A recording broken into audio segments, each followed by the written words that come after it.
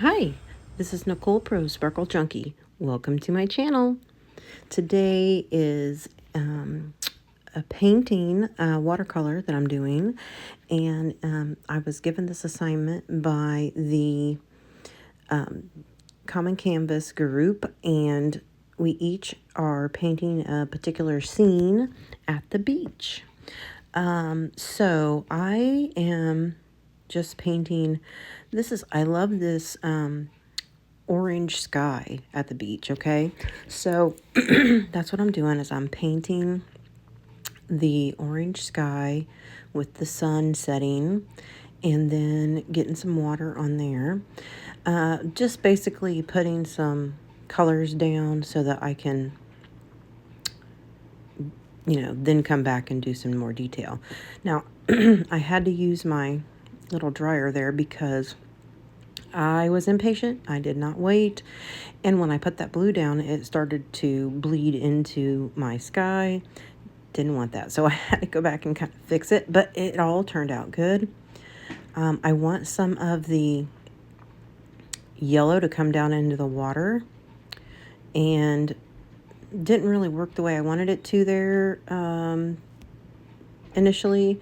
I'm kind of dabbing some of it back and then going back in and fixing where I messed up.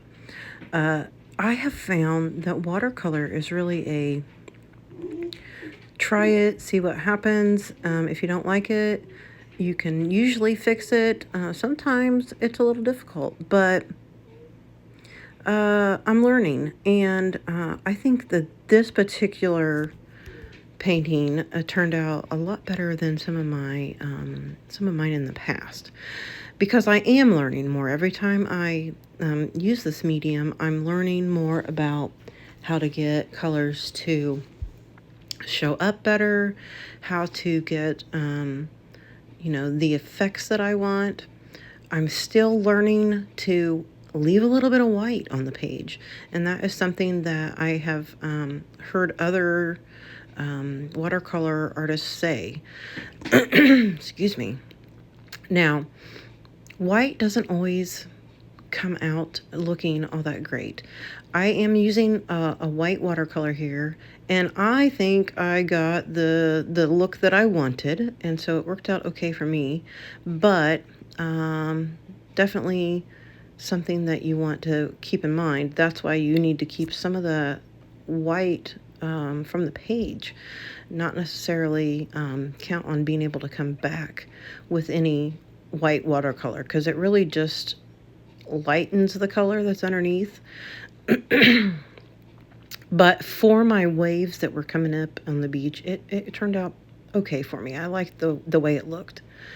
I am always using a rag and doing a little dabbing.